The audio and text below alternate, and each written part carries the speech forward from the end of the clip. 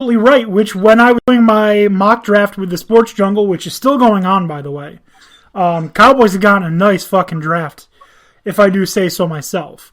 When we were doing the mock draft, I was trying really hard to trade Dak Prescott to the Colts to get their second-round pick.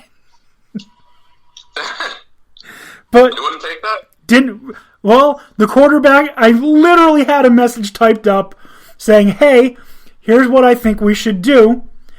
Trade Dak to the Colts for a second, fourth, and fifth round pick, and then draft Jordan Love. As I was getting ready to hit send, Jordan Love got drafted. Craziness. So I didn't want that. Kind of funny. Yep. Oh, man. Anyways, so the Colts, they need a lot. Like, a lot. Yeah, but again, best available player. It doesn't matter. This isn't a team that's in the hunt and needs something specific. This is a complete and overall rebuild. I feel like the whole Rivers thing is putting a Band-Aid on a fucking sinking ship, and there's holes everywhere, and that's what you think you're going to do to keep it afloat until you can actually rebuild. So it really doesn't matter to me.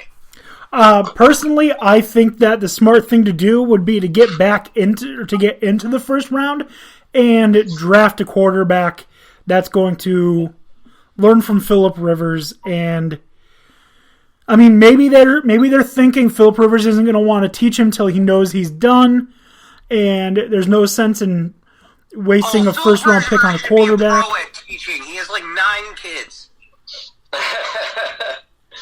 lot of homeschooling right now. A lot of homeschooling. Bad social distancing with that many people. I mean, how do you buy a house big enough for them? Having millions of dollars, I'm sure, helps. He was commuting from San Diego last year, as far as I remember. Yeah, that's social distancing. I don't even know why the Colts went and got Phillip Rivers. Like, they were a middling team last year. Do they think with Rivers that's going to push them over the top? Like, I know Brissett is nothing to write home about, but I wasn't thoroughly impressed with Rivers last year, and he had what seemed like a pretty decent receiving corps. Probably better than the one he's getting in Indy. Honestly, even if you were impressed by Phillip Rivers, there's no way the Colts are just Phillip Rivers away from even making the playoffs. Well, I mean, the thing is, what's baffling to me is that we're talking about two organizations that are notorious for making questionable calls.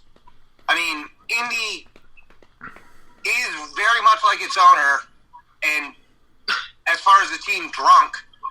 And the Chargers have a higher opinion of themselves than they're actually fucking worth.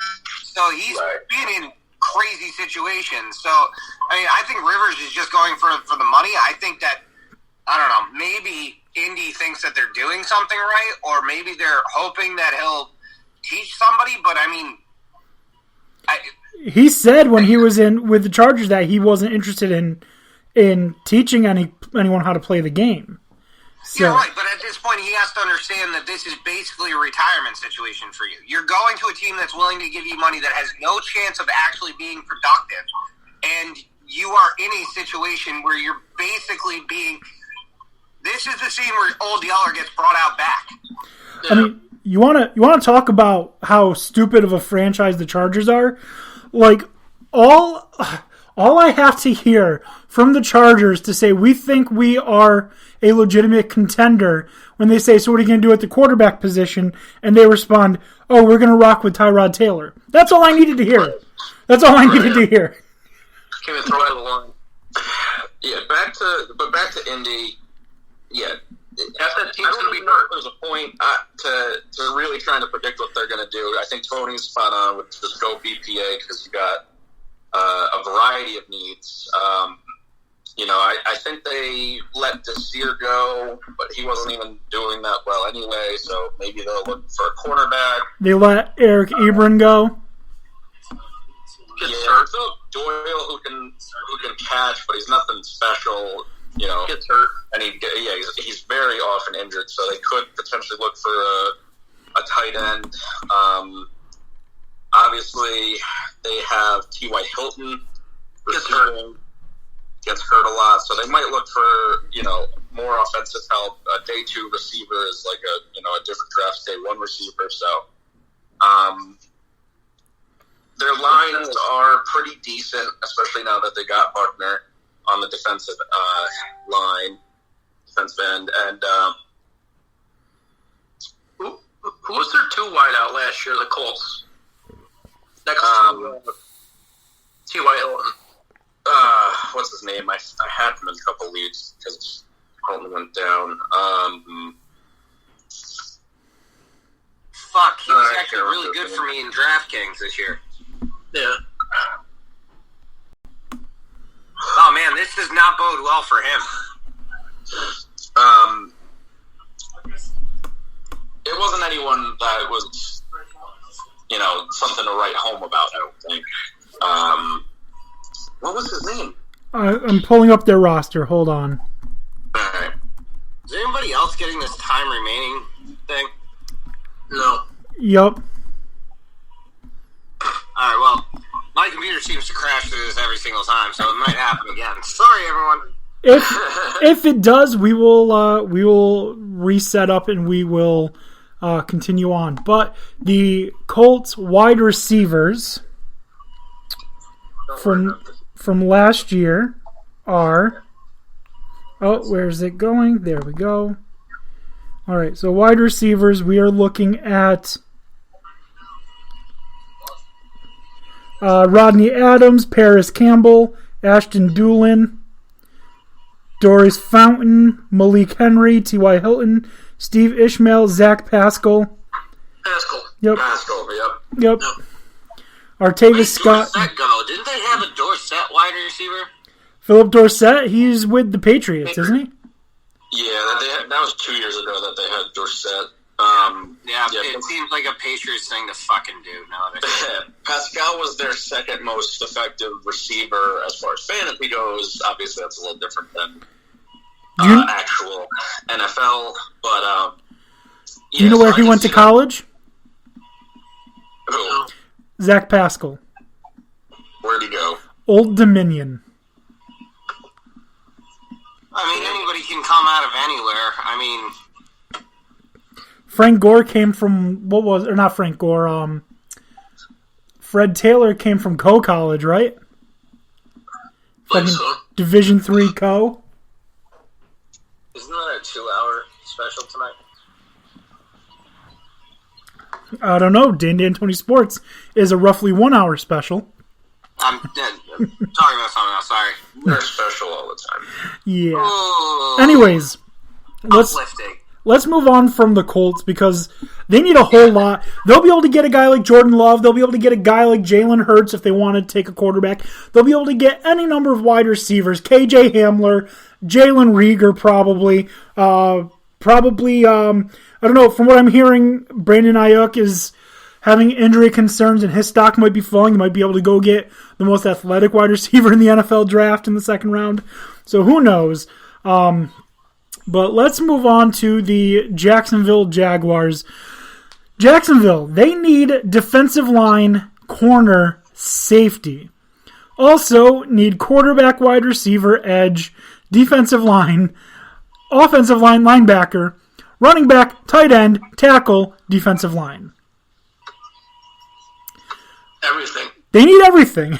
Yeah. I mean, I think their O-line is decent.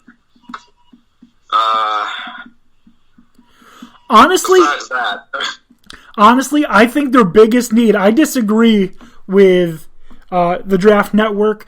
I think Jacksonville is a really good spot to get an offensive lineman. I think, maybe, but I mean, that, where they're picking. Yeah, they're at 9, right? Right, 9 and 20, I believe. Yeah, so at 9, you might have to go like best player available and grab CeeDee Lamb, which doesn't make sense for them because they've already got a big-time wide receiver core. Their wide receivers are good too. I would definitely. You rock with mustache, right? Sorry? You would rock with mustache. You don't draft a quarterback. No, you definitely let Minshew have the fucking helm. Yeah, I mean, you traded away Foles in order to give Minshew the starting position this year and see what he can do with it. So right there just goes to show you. What do people care more about? I don't. People care more about a sweet mustache than they do a big dick. Just remember that. I don't know that that's true. I mean, I can see them taking a lineman that they feel, if they feel confident in a lineman that's available there at 9, that they should take him. I wouldn't be surprised if they try and take a shot at another wide receiver, given this wide receiver depth in this draft later on at 20. Yeah, I mean, at 20, I think it makes more sense. But when you, or honestly, if I'm the Jaguars and I think an offensive lineman's going to help me, I package my 2 picks and I move up. Especially if I want to get Jedrick Wills. Which I think they should be like the guy everyone wants. I have a feeling they're not looking O-line because I think they need... It's not something that is going to have an instant impact on their team. And Marone's on the hot seat this year. So I think, he's very much going to be pushing for some sort of weapon on offense or defense. I definitely could see them going for pass rush. Your guy at Penn State, Dan. Yetur Gross-Matos? Hell yeah. Yeah, if they use the 20th pick. Hell yeah. There's some decent talent. Or, I mean, just throwing this out there. What if the Jaguars package pick 9 and 20, send it to the Washington Redskins, and go get Chase Young? I mean, that's a possibility. I also see them, because they need so much help all around defensively. I mean, you're talking about what they want to try and get as far as safety linebacker. If Isaiah Simmons is still on the board out of Clemson, he's a viable option for them to be able to move around for where they need it. I mean, listen, Isaiah Simmons is a viable option for every team. There's not a team... But I'm just saying, if you get to the point at 9 and he's still on the board, you can move him around. Yeah. You could have him playing in a lot of different roles, and a lot of different roles that you need him to help. And based on the scheme that you're trying to go, you put him in the way that's most beneficial to your team.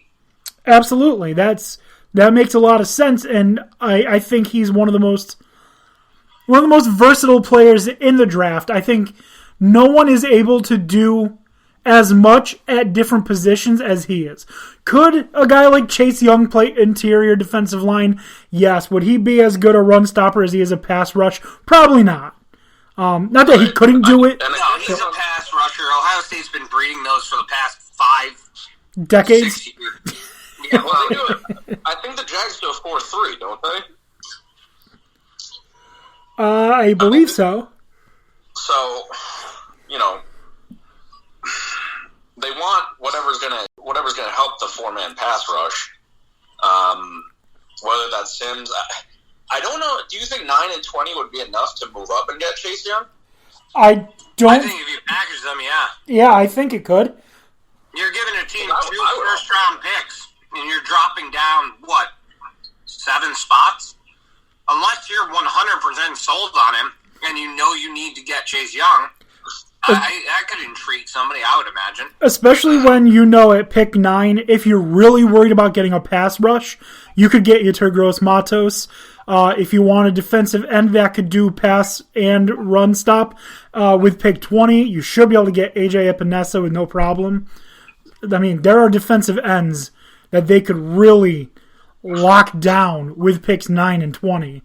And I don't think Chase Young, as great as he is, and I would draft him first overall, I don't think Chase Young is enough to